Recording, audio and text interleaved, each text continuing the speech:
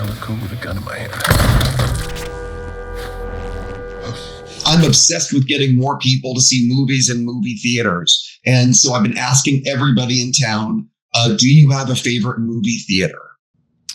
Man, that's a tough one because I'm on the road all the time. And quite honestly, I don't have the luxury to go to theaters that much. Honestly, the only times nowadays I get into theaters are for premieres. And I really do love the experience. We got a premiere coming up here in New York, and we got a premiere in London. And those are great date nights with the missus. So I truly love going to the theater for that. But I do know the importance of the theater experience, but don't knock the ability to watch content wherever, whenever, because this is Heads of States on Prime Video. So we want to be able to do that. But I don't make it to the theater as much as I should. Listen, man, without streaming, some of my favorite things would not air.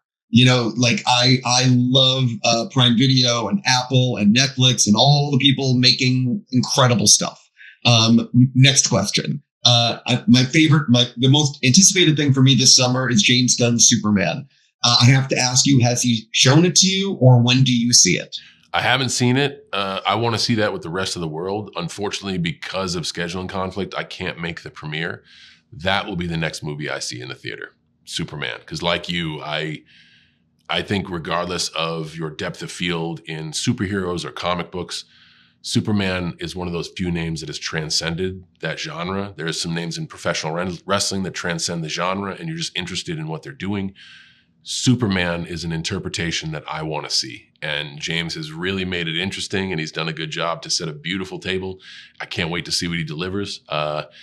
I know that's a very important piece of the DC universe, which I'm a family member over there. So that's a movie I'll actually see in the theaters. I am so curious about Matchbox, not just because you're in it, but because I'm a big fan of Sam Hargrave, and the action set pieces that he put together in the two Extraction movies are fucking jaw-dropping. And so I am just curious, it's his first movie after the Extraction films. What can you tell people about it? And does it have action that people are going to be like, oh, F? So the thing I love about Matchbox is Sam also gets to flex a little range. He gets to tell stories with, not saying Extraction didn't have this, but he gets to lean into a lot of character arc. Everyone will be blown away by the action. My biggest takeaway from that experience is I gained a friend and a ton of respect for a person in Sam Hargrave. He's somebody that's inspirational to me, somebody I admire. He asks your absolute best every single day without fail. And I love that about a person who attacks and earns every day. I now know why his stuff looks the way it does, because he just refuses to fail. And I can't wait to work with him again. I really hope I have that luxury, and I really hope people enjoy Matchbox. It is a kick-ass film, and I think he got to lean into his ability to show his depth to tell a story, not just to perform crazy stunts. Jumping into why I get to talk to you with Heads of State, I will fully admit, I'll say it on camera, it's a hell of a lot better than I expected. Nice. It is a really fun movie. Dude, you're tough to please, man. I like that. I'm not, I wasn't sure what I was getting, but you two together, and I'll say it on camera, it's real. You got to shut your brain off for this one, but you will be rewarded for the journey. Thank you so much. You've done a ton of stunts, and I just want to know, where does having, I believe it's sheep nipples across your face, rank in the stunt work that you've done? I think getting, the flirting with getting dysentery is high up there on the list. There is a lot of excrement that comes from a truck full of sheep. Those are those moments where it's like, man, what a job we have. This is really, really good. And it's all for the joke. So it ended up looking great. The scene ended up being great, and it added a depth of flaw to the character, which helps for every storyline, which makes the buddy comedy even more buddy. So I'm into that. Well, that's the thing. It really is. You and Idris carry this movie, and he is such a great actor. I'm curious, what was it like? And you've worked with him before, but what was it actually like making this throwback buddy cop, not buddy cop, but buddy movie? No, that's right on the button, man. The buddy cop is the trope story that is relatable most to this movie. It's a buddy action comedy, and usually we always go through the lane of law enforcement. We're just using diplomacy this time. talk a little bit about, though, filming, like, let's break down, for example, the Air Force One sequence. Yeah. Like, what's pretty crazy about the movie is you have I don't want to curse, a lot of action in this film. And let's just talk about like the Air Force One set piece, filming that one, because it's like a really big set piece. Yeah, no, they built Air Force One, and they built a large section of Air Force One that could completely rotate 360 degrees. And I think the great thing about building a giant set piece like that is like, okay, how do we give it dynamic? And you have two characters.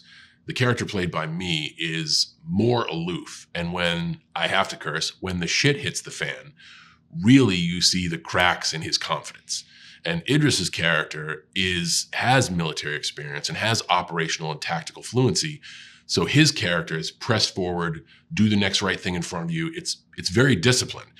And how you make the most of the chaos in a set like that is the odd couple scenario of like, what are we gonna do? And the one person like, no, this way, you idiot. And I think it adds to the suspense, it adds to the anxiety, it gives you a little bit of humor, and it makes the investment of a movie saying, yeah, just build Air Force One, but build it so it can flip upside down. It gives it a lot more depth. And that's like the whole movie of Idris being able to flex his talent, strengths, and gifts, and me allowing him to do the stuff. I mean, he's so good at so many things, but show his range, and then me just being an idiot, kind of. My last thing for you, I know how popular what's going on in wrestling is because I see it all over, even though I don't follow it. And I'm just curious. I really am curious. How far ahead do you guys think about the storylines, and how much is it like very short term, and how much is it more long term in terms of the way you want to develop your final year in the ring? So I don't want to spoil any of the stuff for the final year, but I think your question is great. And I've been in a lot of avenues of entertainment. I've read the morning news. I've hosted some award shows. I've had slime poured all over me. I've done episodic television. I've been able to be on screen. I've been able to be on your phone, and I've been in arena live. There is no more adaptable form of storytelling than WWE. WWE can change a story as it happens, live. And I think you're seeing so far over the farewell tour dates, the 18 of 36 so far, we've made a ton of pivots like right there in the moment.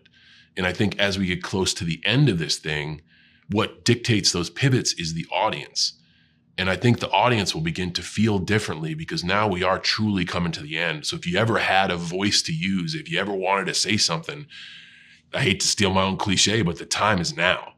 And I look forward to the road ahead because the audience is going to dictate the direction we go. I think it's a wonderful time to be a fan. I think a lot of different talent are being able to capitalize on all we're doing. And I applaud the WWE for always being able to think extended, but pivot on a dime in a moment as it happens. I think that's their strongest suit. Gotta stop. I'm out of time. Listen, man, I know that's going to be a big hit on Prime Video. Always great to talk with you. And I want you to know something before we go. Don't cut him off. I need you to keep this rolling. I remember last time we only gave you a little bit of time and you were like, man, if I only had more time. I gave you double the time we gave everybody else. So we can still work on our minutes. I'm still going to try to extend, but I just want you to know I hear you and I want us to pay it forward by giving you double time we gave everybody. Okay, listen, I really appreciate it. And I really can't wait to talk to you for Peacemaker. My man. See you soon.